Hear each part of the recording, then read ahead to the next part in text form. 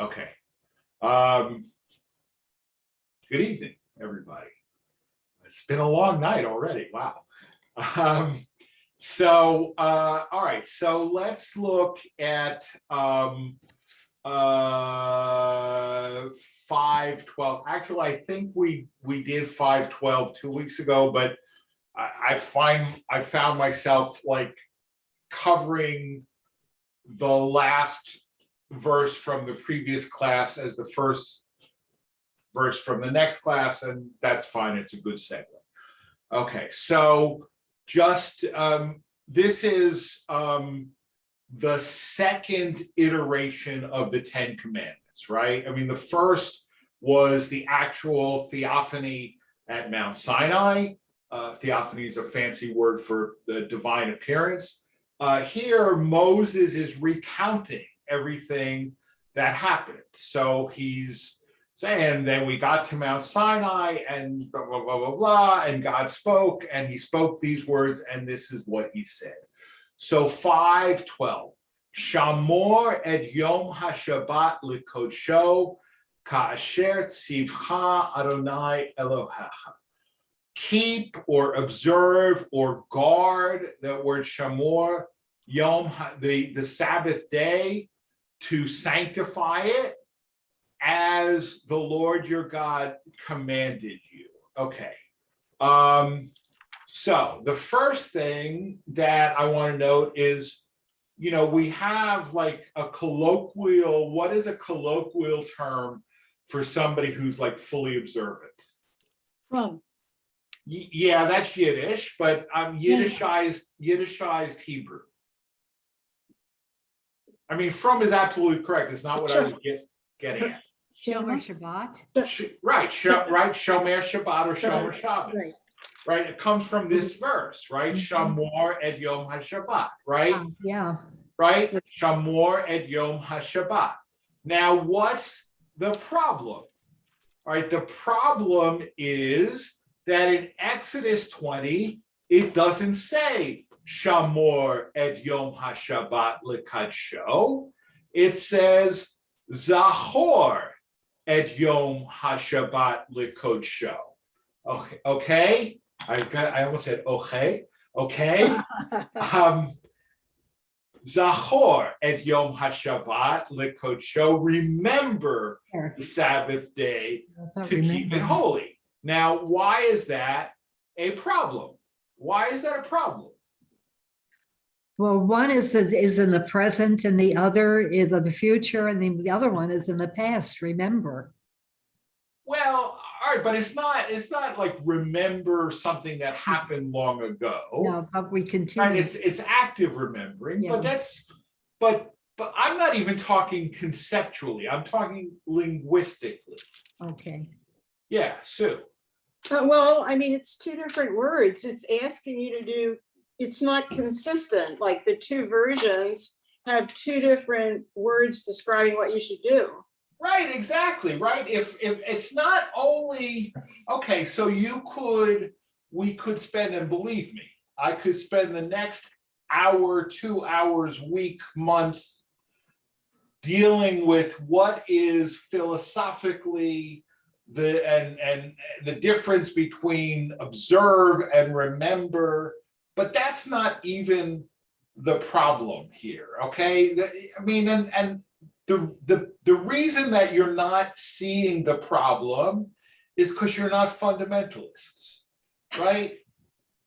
If you were, you would say, whoa, what's going on here, right? Because in Exodus, it says, Zachor et Yom HaShabbat l'kodsho, right?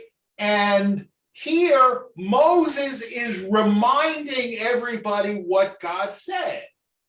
And he's saying God said, Shamor et Yom HaShabbat l'kodsho, right? Did he say Shamor or did he say Zachor? It's like, it's like telephone.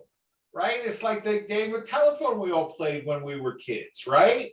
I mean, I'll be back in 5 minutes. And then I go away and it's 10 minutes later. Did he say he was going to be back in 5 minutes or did he say it was going to be in 10 minutes? Oh, he said both. Well, no, you can't say both, right? So did God say Zachor or did God say Shamor, right? That's the problem. It is not a minor problem, right? If you assume the Mosaic authorship of the Torah, right? And Moses is accurately, right? Moses is accurately recording what God said, then Moses appears to have screwed up, right? Did Moses misremember what God said? Right? And if Moses misremembered what God said, right, we can't allow that, right? Because once we entertain the possibility that God misremembered something that Moses misremembered something that God said, what does that do to the reliability and the fidelity of the Torah, right? It's all out the window, D. I was just going to say it nullifies or the credibility of anything that Moses has said came from God is either questionable or disregarded. Right. Falsus in unum, falsus in omnibus, right? Tell one lie on the stand, your entire testimony is out, right? Is out, right? So which did he say, right? Is not, I mean, now, one explanation of why we have two candlesticks is one for Shamor and one for Zachor, Ooh, right? That's one explanation. ooh. Okay, also midrashically, I mean, many rabbis are starting to talk about, all right, not everybody can be Shomer Shabbat, right? But everybody can be Zocher Shabbat, right? Because it says Shamor and it says Zachor, right? So right, in other words, so let's say for whatever reason, observing Shabbat in all of its details, whether that's in the Orthodox understanding or the conservative understanding, is too much, right? I have my golf game every Saturday afternoon. I like to go fishing. The best sales are on Saturday, whatever it is, right? So I'm not ready at this point in my life to be Shomer Shabbat, but I could be Zocher Shabbat, right? I'll get to you in a second, right? I could make sure that I always light candles on Friday, right? I could always have a challah and kiddush, right? I could make sure that, starting Friday morning, I sign off my emails with Shabbat Shalom, whatever. I mean, I might, right? Maybe I can't fulfill the commandment to observe, but I can fulfill the commandment to remember, right? Yeah, D, go ahead. That was my question. I lost track of the statement that where you were using both words, and I was going to ask you to explain it again, but that's it. Isn't there also a prayer that we say? I only always remember pieces of things when I want to ask you questions. Right. Isn't there one where we say something about Zamor V'Jakor? Absolutely, it's in Lachado D. Shamor v'Zachor v'Dibur echad. Got it. No, but this is exactly it, right? Shamor v'Zachor v'Dibur echad. What does that mean? It means Shamor and Zachor, observe and remember in a single utterance. Right. Right. Observe and remember in a single utterance. Shamor v'Zachor b'dibur echad hishmianu el hamiuchad. The unique or the one God caused us to hear. In other words, the way God speaks is not the way humans speak. So which one did God say Shamor or did God say Zachor? He said both in a single utterance. But okay, so I finally, God can do that. God can finally hit one right. What?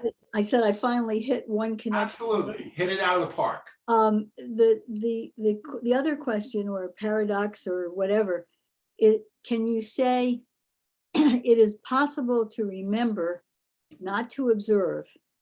It's not possible to observe without remembering.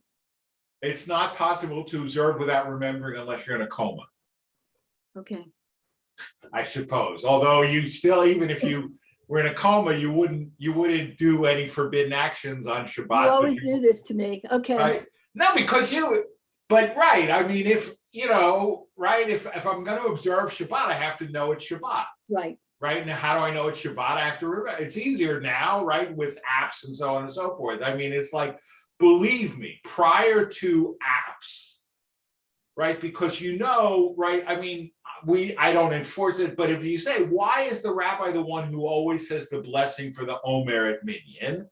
Right? It's because you're not supposed to say the blessing if you haven't counted every day.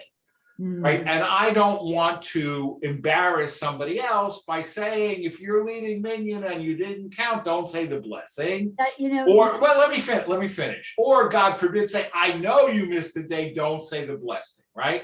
Now, is it that I'm so pious? No, it's because I have an app on my phone. Right. So I haven't missed a day in the last 12, 15 years because I have an app on my phone that reminds me to count if I haven't counted before. All right. So it's much easier to not miss a day but in order to observe Shabbat, you have to know it's Shabbat. So you have to remember. Yes, Steve. I was just going to make the connection, even though I know we're not dealing directly with Catholicism, but it's very similar to the variance between Catholics. I have a friend who is himself very observant, but he's also very inclusive. And we were at a celebration of life for his wife, and the priest invited those exact words, those who were eligible, to come forward for communion. Right. And my friend, who was a leader in the church, stood up, and because he knew there were Jews there were Episcopalians there, blah, blah, and he knew that there were Catholics who had fallen there too. Right. And he stood up and he didn't turn around to the priest or anything else. He just turned around to the congregation in his typical inclusive, loving way. And he held out his hands and he said, everyone in God's house is welcome. But we're such good, because he didn't want anybody to be embarrassed or excluded. Right. But he turned around and did to me a lot of times, kind of teasing like you do. And he winked at me as if to say, but not you. Not you. Right. Right, of course. All right. So, yeah. So. I have a question. I'm looking at the word remember, and I'm thinking, like, you can't remember something that you haven't ever been exposed to. So were the Jewish people always observing Shabbat so that they would be able to remember it at Sinai? Or was it first given at Sinai, in which case, how could they remember it? Well, actually, the next Rashi says they were given it before then, right? Just as the Lord your God commanded you before the giving of the Torah at Marah. Okay, so after the Exodus, but before the giving of the Torah. Okay. But remember, look, what does remember actually mean? Okay, it's very interesting, okay, because I said we could spend, endless time on this, okay, but if you want to read a really, really interesting short book, okay, it is a book called Zachor by Yosef Chaim Yerushalmi, okay, Zachor, something like Jewish memory and Jewish history. Okay, and Yerushalmi was a professor of Jewish history at Columbia. He was also an ordained conservative rabbi, but he didn't practice as a rabbi. But he writes about the difference between history and memory. Okay, so for example, right, all of us are inspired by the story of the Exodus, right? Mm-hmm. Does it matter if it never happened? Not really. Not really. right? Not really. I mean, it doesn't matter. So we have memory that is maybe not history, right? Our people has the collective memory of something that's many archaeologists will say never happened. It doesn't matter because it's in the same way, like I was talking a couple of weeks ago, two friends of Kelly's from Kentucky they're doing a whole tour of the East Coast, and they were going from Ocean City to Gettysburg. So they did a little detour so that they could come see us, and we had lunch with them. And I said, when you get to Gettysburg, I said, I don't believe in ghosts, and yet in Gettysburg, I feel ghosts, right? Even though I don't believe. And here is the thing, right? I don't know about you, but none of my ancestors lived in the United States at the time of the Battle of Gettysburg, right? Does that mean that the story of Gettysburg is not my story? No. Right? It's absolutely my story. Of course. Right? It's absolutely my story, in the same way that just because Kelly has no Jewish ancestors doesn't mean Abraham, Isaac, and Jacob aren't her ancestors as much as they're mine, right? Because you adopt your way into the story, right? So I don't think Zachor is dependent on like having been present at Sinai, right? I think Zachor means remember that it's Shabbos and remember the message of Shabbos, right? And what is the message of Shabbos, right? And that's complicated too, because so I just said one explanation for two candles is Shamor and Zachor. Another explanation is because we say this in the Kiddush. What does Shabbos represent, right? We call it Zikaron L'Ma'aseh V'Reishit, a remembrance of creation. And we also call it Zecher L'Tziat Mitzrayim, right? A remembrance of the Exodus from Egypt, right? If God can say two words in one breath, we can have an observance that means two things, right? Is it a reminder of creation? Is it a reminder of the Exodus? It's both. Okay, D. I was just going to say, I hear what you're saying, but for me, Shabbos means God rested, and man meaning globally, man, woman, child, whatever. Right. They rested too. That's what God wanted, the world to rest. I guess I'm not making the connection. I don't see Shabbos as when I observe Shabbos, and I do, it doesn't remind me of the Exodus. Well, I'm going to change that for you.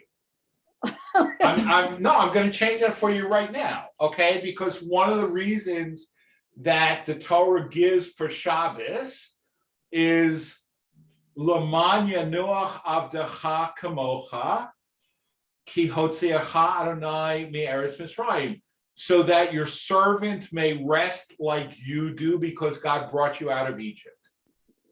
Okay. Right? So it's not just, it's imitatio Dei, right? It's imitating God because God rested on Shabbat. But another reason for Shabbat is that our servants should rest because God brought us out of Egypt. Okay. Right? Almost every mitzvah is because of the Exodus. So it's not either or, yeah. It's not either or. It's not either or. And we, look, I think Americans love binaries. No, we do. We love binaries, right? It goes back to Westerns, right? You have the good guys in the white hats and the bad guys in the black hats, right? Unless you're like Hasidic, in which case the good guys are the ones in the black hats, right? but it's not that my thinking, I certainly don't, as a teacher of literature, I know better than, especially after a number of years of teaching, there is no one way to interpret Right. something. So it's not that, it's just that going back to observing and to remembering, unless someone such as yourself interrupts the flow, we pretty much do the way we have been taught Right. until we find our own way of doing something. Right, absolutely, right? But since we're talking literature, I think it was Damon Runyon said it's not what he don't know, it's what he does know that ain't necessarily so, right? Yeah, Okay. Sue. I sort of feel the same way Dee does. To me, it's kind of more meaningful thinking of Shabbat as the time that God rested. Then to me, Passover I associate with the Exodus, and I know everything's connected with the Exodus, but in my mind, there's like a little distinction, and I prefer to think about it more as God's resting.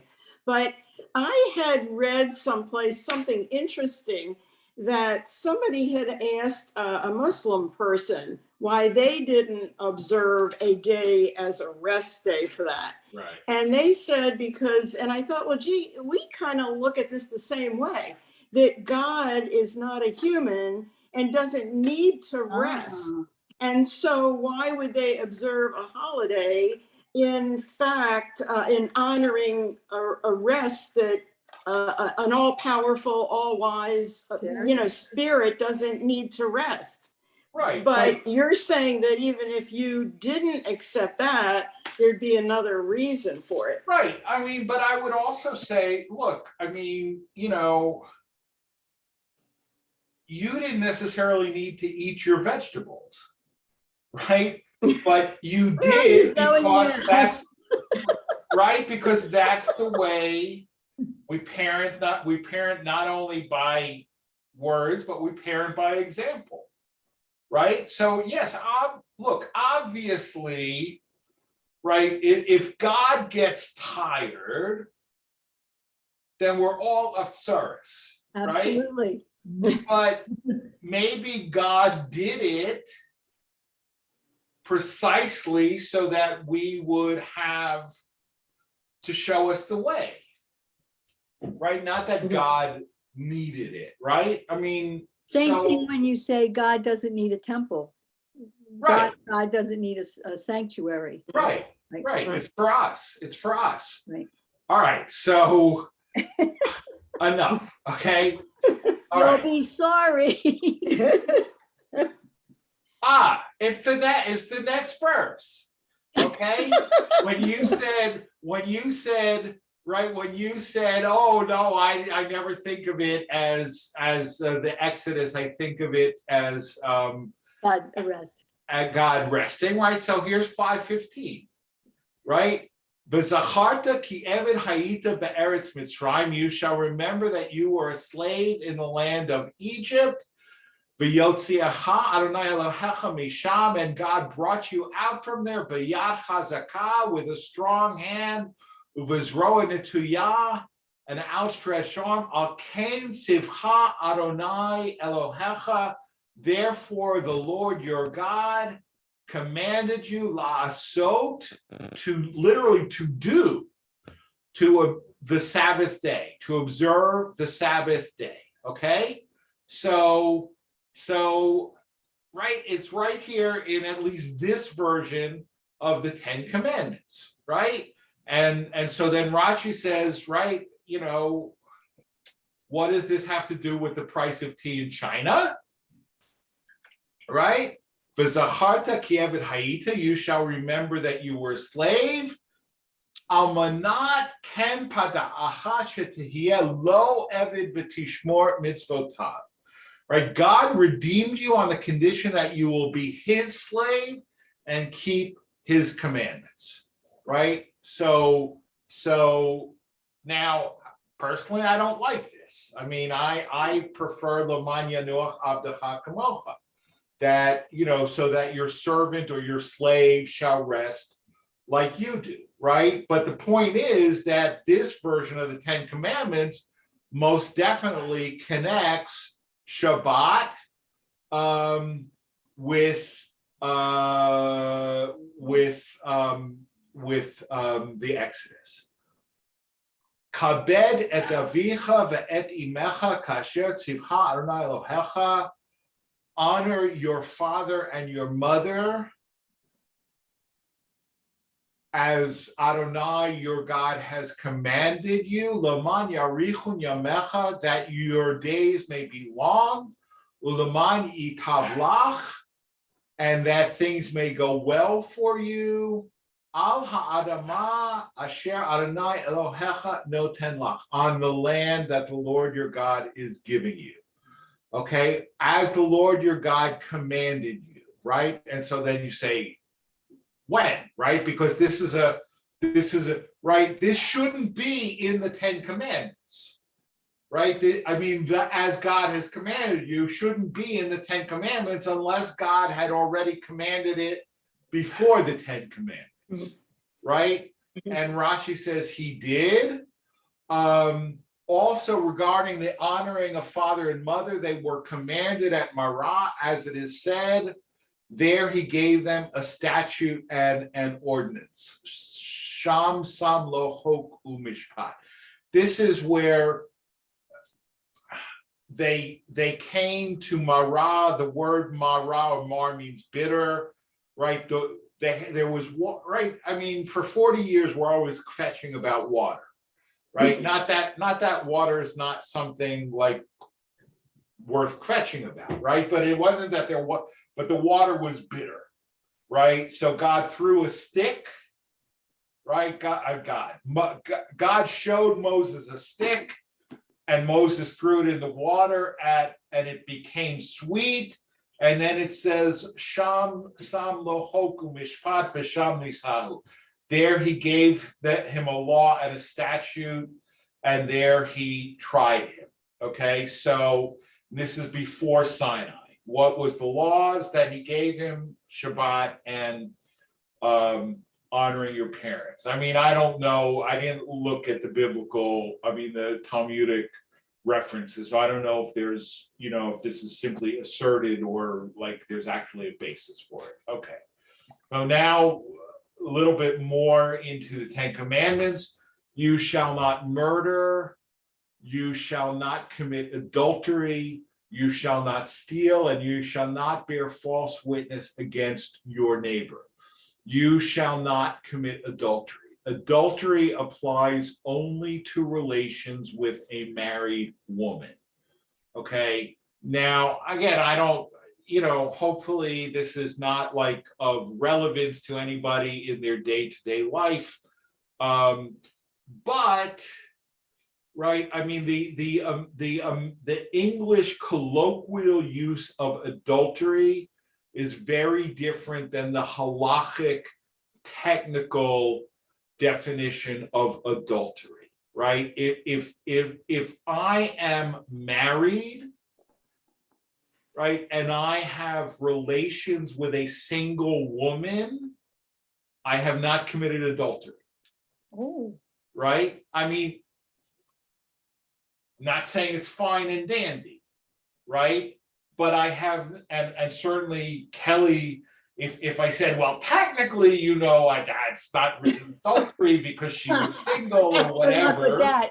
right? Wouldn't go very far. Right. Right? But the halachic definition of adultery is a man having relations with a woman who is married to somebody else. What if I know the literal of what you said, but that then would not be the case if a woman did that? No, but this is tinaf. This is in the masculine. Oh, okay. All of these verbs are in the masculine. Okay. Lo tirtzach, lo tignov, right? Remember, Hebrew's a gendered language.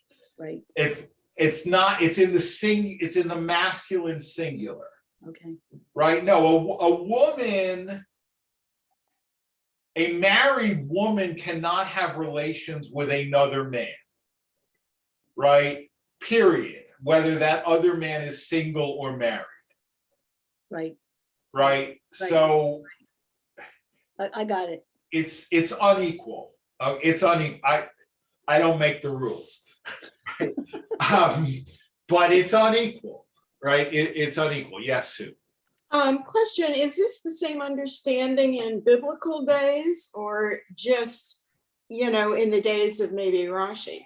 Well, no, I think I don't know. I mean, I don't know. I mean, look, it's certainly not just in the days of Rashi, okay? Because Rashi, as a general rule, Rashi did not innovate anything.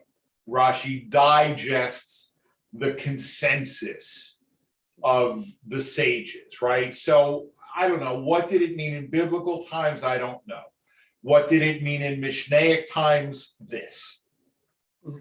Okay, for sure. All right. You shall not covet your neighbor's wife, nor shall you desire your neighbor's house, his field, his manservant, his maidservant, his ox, his donkey, or anything that belongs to your neighbor. Again, we have a language problem, right? Because here, I mean, there's two different words. Lo tachmod eshet reacha. You shall not. Tachmod will say covet. Okay, velo tit ave beit reacha. In Exodus, it says lo tachmod everything. Here it says lo tachmod your neighbor's wife, but lo tit ave his house, his field, etc., right? It's a different verb. All right, you might know like the word, I mean, the Yiddish pronunciation of Hebrew taiva. Taiva is like a desire, okay? But it's not like a good thing to have, a taiva, right? I'm sitting at home and all of a sudden I had a taiva for crab cakes, right? I mean, I've never had crab cakes, so I don't know what they taste like, so that I should have a taiva for them. But the point, right? So the question is, right, what is the difference between lo tachmod and lo tit ave? Okay. And Onkelos says you shall not desire. This too is an expression of coveting, hemda, just as pleasant, nechmad, right? The word nechmad means pleasant, right? Which the Targum interprets as desirable to see. Okay, so basically Rashi is saying, yes, it's two different verbs, but there's no substantive difference, right? You can't say, oh, I wasn't coveting my neighbor's house, I was only desiring my neighbor's house or my neighbor's wife, whatever, right? It's a distinction without a difference, according to Rashi, basing himself on Onkelos, which is the rabbinic Aramaic translation of the Torah. Yeah, Dee. I was just going to say, trying to probe the language itself and distinctions. To covet, isn't it? Well, I mean, who am I to question what God meant? But the thought occurs to me that maybe not to covet is because that's such a strong desire that it will lead you to doing harm to someone else, or that it will eat you yourself who covets up inside. Right. Either way, it's destructive to mankind, to civilization, to right. We should always try and control our negative character traits, right? But yeah, Rabbi Goldman, go ahead. The first, when somebody sees something, it's up to him if he transfers that sight into a feeling. And so the very first time that those two words are mentioned is with Eve in the Garden of Eden. Right. And so she saw with her eyes right. that it looked right. very Nechmad. beautiful. Right. and then she internalized it and coveted it, right? So Right. it's basically Then- two different stages, but yeah, the meaning is more or less the same. But it's so strongly, for lack of a better way of putting it, antisocial, that it led to a great deal of destruction. Right. I mean, the thing is, look, I mean, look, there's a big debate in rabbinic literature that I think is unresolved, right? I mean, I once heard several lectures by Rabbi Saul Berman on this particular issue. Can the Torah command or prohibit feelings? Right? I mean, and I would say we don't have control over our feelings, right? But we have control over our actions. Right. Right? And therefore, but at the same time, right, we are led in the direction that we want to go. Right? So you know, if I drive by another house and I say, gee, that's a really nice house. I wish my house was that nice. Have I violated this commandment? I'm not sure that I have, right? If I start scheming, how am I going to get my hand on it? Right, then I've definitely violated the commandment, right? I mean, right? I mean, and this is where, like, you know,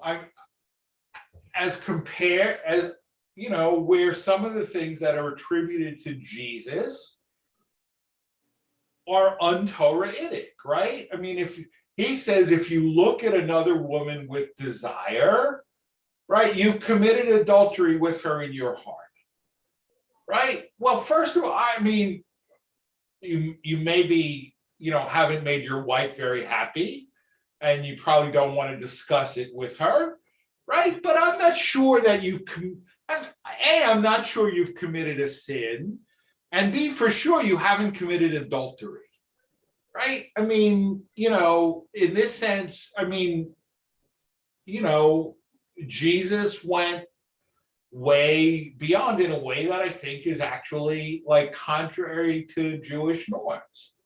Now, if he meant it homiletically, then he's probably right. I mean, you know, if you're a married man, you should not accustom yourself to get in the habit of looking at other women lustfully. Right? You shouldn't do that. And you should, you know, I mean, there's this whole concept, certainly in Orthodoxy, of shmirat einayim, right? Of guarding your eyes. Right? I mean, shmirat einayim is not a bad idea, but I don't know that you violated the 10 Commandments if you don't practice shmirat einayim. Okay.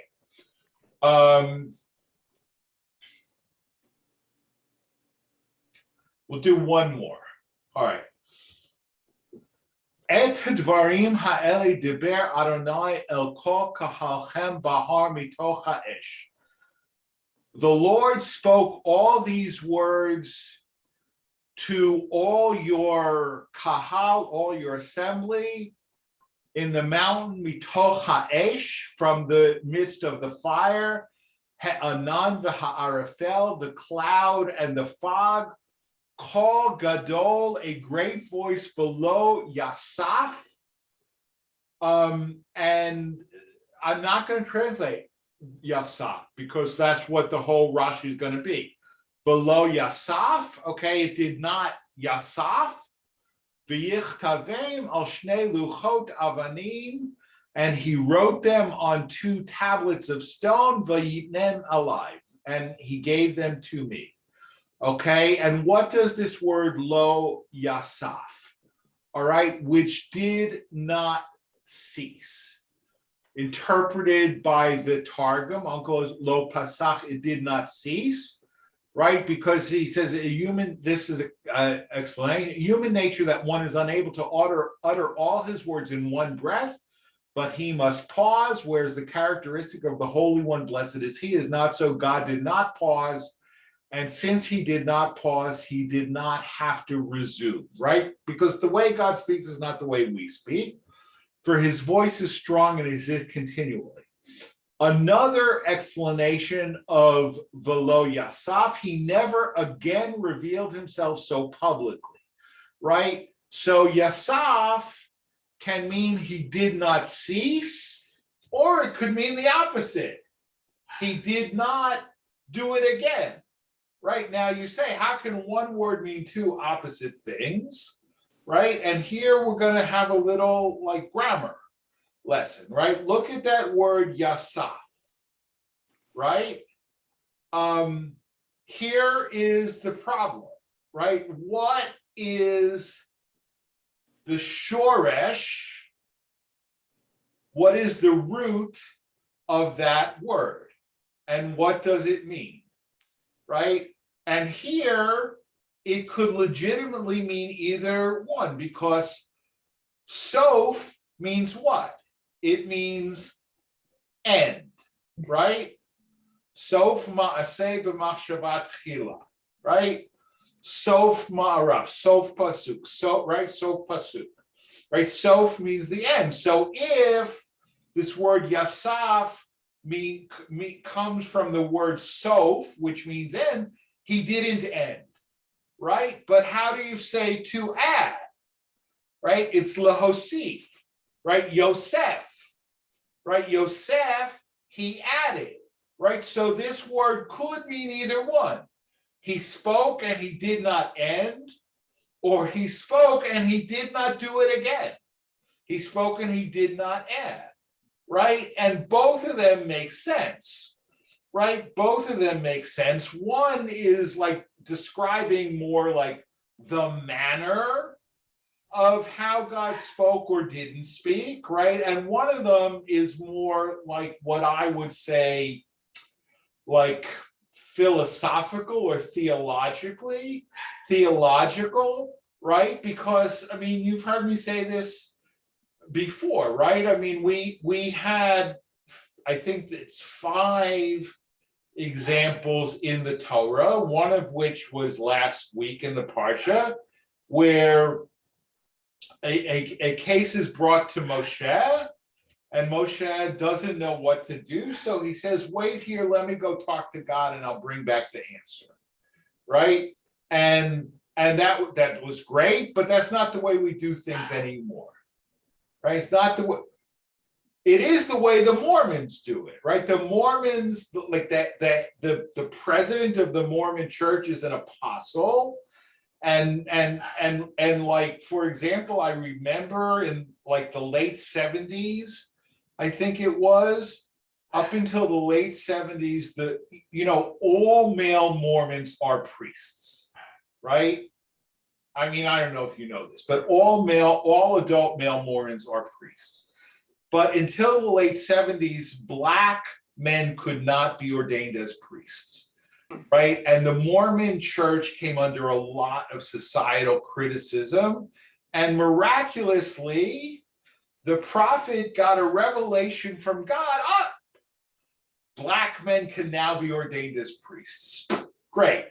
All right, wonderful, right? I mean, it'd be nice if we got revelations that said, if a man doesn't want to give his wife a get, she can remarry anyway, right? Et cetera, right? I'll go talk to God. God will give me a revelation and we'll solve all these problems, right? But that's not the way it works in Judaism, right? It doesn't work for me to say, all right, you got a problem. I don't know the answer. Wait here. I'll go talk to God. I'll come back and give you the answer, right? But those 5 times, right? Who could really verify that this was so? It was just Moses and God, right? Whereas at Sinai, it was the whole kahal, right? It was the entire people, the entire assembly that heard and saw, right? I mean, if you look at, there's a book of medieval Jewish philosophy called the Kuzari, Yehuda Halevi, right? And he uses this argument to prove. I mean, whatever. This is his argument. Why Judaism is superior to Christianity and Islam, right? Because who saw and heard the revelation at Sinai? Right? 600,000 adult men plus women and children and assorted nachschleppers, right? Who saw the resurrected Jesus? Right? The 3 women at the empty tomb and then the 12 disciples, right? Can you fabricate 600,000 people seeing an event? Yehuda Halevi says no. I'm not sure he's right, but that's his argument, right? You can't, the revelation at Sinai could not have been fabricated because too many people saw it, right? Could the resurrected Jesus be yeah, you could have a conspiracy among 15 people, right? You could. I mean, who saw the revelation of the Quran to Muhammad? Only Muhammad, right? Muhammad shows up. This is the book that God gave to me, right? Similarly, the Mormons, right? Who was a witness to the revelation of the Book of Mormon? Only Joseph Smith, right? Easy to right?